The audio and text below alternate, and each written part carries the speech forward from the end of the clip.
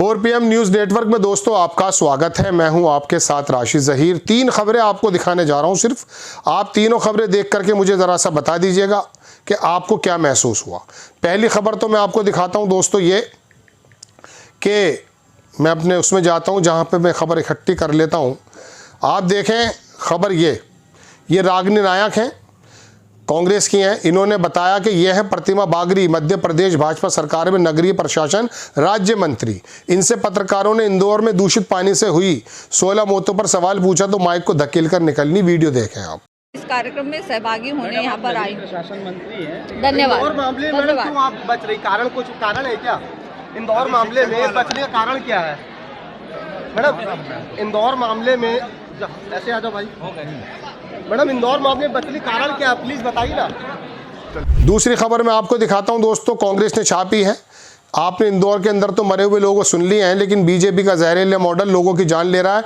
गुजरात के गांधीनगर में गांधीनगर में गंदा पानी पीने से एक बच्चे की मौत, 150 से ज़्यादा लोग वहां पर गंभीर रूप से घायल हो गए। इसके सिर्फ स्क्रीनशॉट लगा रहा हूं मैं आपको, बाकी वीडियो मिल गया तो मैं लगाऊंगा। अब आप देखें दिल्ली, अब दिल्ली आ जाइए। दिल्ली में देखें, दिल्ली की जो बीजेपी गवर्नमेंट है वहाँ पर पानी के यहाँ पर जो आतिशी हैं वो अपना बयान दे रही हैं। ये भी आप देखें, ये किस तरह से सांस के बारे में बात कर रहे हैं। दिल्ली के लोग जहरीली हवा से मर रहे हैं, लेकिन भारतीय जनता पार्टी प्रदूषण के मुद्दे पे काम करना, चर्चा करने को भी तैयार नहीं है। आज हमें विधानसभा से क्यों निकाला? क्योंकि हम मास्क पहन के नहीं। आप बताइए, दिल्ली के लोग अस्पताल में एडमिट हो रहे हैं, बच्चों की सांसें घुट रही हैं, बुजुर्गों की जान जा रही है, एम्स के वार्ड भरे हुए हैं, और अब दिल्ली के प्रतिनिधि विधानसभा में मास्क भी नहीं पहन सकते। दिल्ली के लोग जहरीली हवा से मरे, लेकिन भारतीय जनता पार्टी सिर्फ AQI मॉनिटर्स में पानी फेंकने के अलावा कुछ नहीं करेगी। ये शर्म की बात है। हम CJI की भी तमाम रिपोर्ट पेश की जाएंगी अब की बार शीतकालीन सत्र में। पहले भारतीय जनता पार्टी जो दिल्ली के लोग जहरीली हवा से मर रहे हैं, पहले उसका तो जवाब दें। सारे आंकड़े यही बता रहे हैं कि 10 साल में सबसे ज्यादा प्रदूषण दिल्ली में इस बार हुआ है। सारे आंकड़े ये बता रहे हैं कि अब पंजाब का बहाना भी इनका खत्म हो गया है कि पंजाब में पराली चल रही है, पंजाब में पराली चल रही है। केंद्र सरकार का डेटा बता रहा है कि अब पंजाब में पराली नहीं चल रही है, तो प्रदूषण कहां से आ रहा है? जब से भारतीय जनता पार्टी की सरकार दिल्ली में आई है, दिल्ली में प्रदूषण इतना बढ़ गया है। और प्रदूषण कंट्रोल करने का तरीका आंकड़ों को फज करना, झूठे आंकड़े देना, AQI मॉनिटर पे पानी छिड़कना।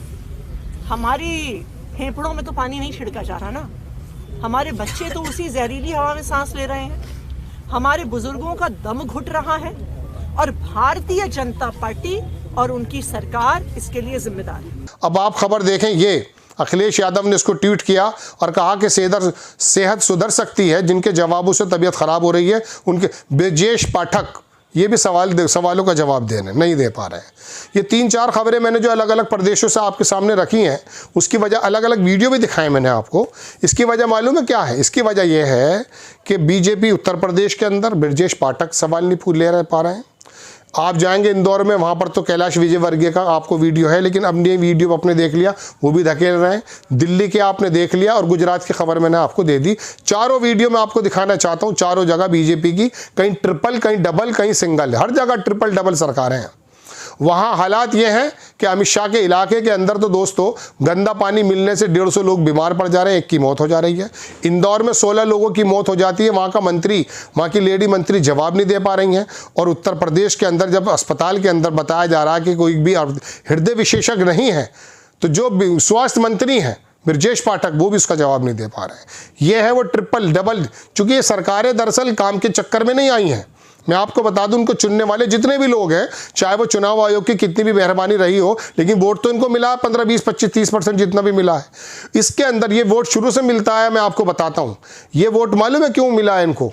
ये वोट इसलिए मिला कि गुजरात से एक प्रोधा निकला था नरसंहार करके, जिसके बारे में अमेरिका ने वीज़ा देने को मना भी कर दिया था, उसको हीरो मान लिया गया। उन्होंने कहा यही लोग, यही आदमी है जो मुल्लों के पेश टाइट करेगा। फिर योगी आदित्यनाथ जी आ गए, फिर बिस्वा आ गए, फिर तमाम लोग आके तो चले गए। इस बिहाफ पर वोट दिया था।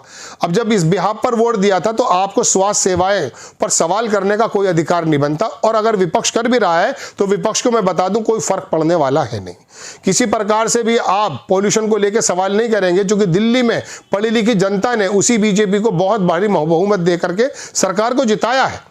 उसको केजरीवाल की वो नीतियां समझ में नहीं आई जिसके अंदर मोहल्ला क्लिनिक हुआ है, जिसके अंदर पानी फ्री मिला है, इंटरनेट फ्री मिला है, स्वास्थ्य सेवाएं मिली है। ना ना ना, ये मतलब नहीं है।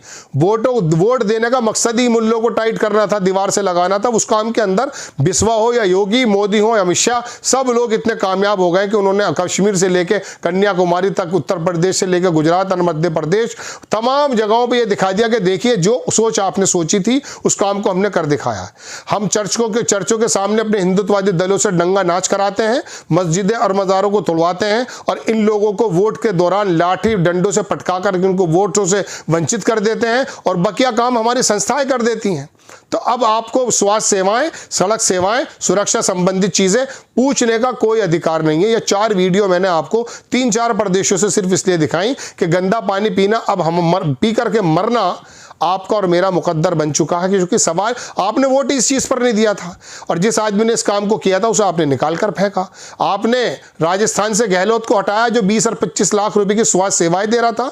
आपने केजरीवाल को हटाया, आपने भूपेश बघेल को हटाया, चूंकि आपका वोट देने का मापदंड दरअसल एक डायलॉग होता है जो सफ़ेद कपड़े से मुंसलिक होता है। तो इसमें कोई दो राय नहीं है कि जैसा बोएंगे वैसा काटेंगे, लेकिन अभी फर्क नहीं पड़ेगा क्योंकि जेब अभी घर में है। अभी पता नहीं है, गोदी मीडिया ने बताया नहीं है कि देश किस हालत तक पहुंच चुका है। जय हिंद।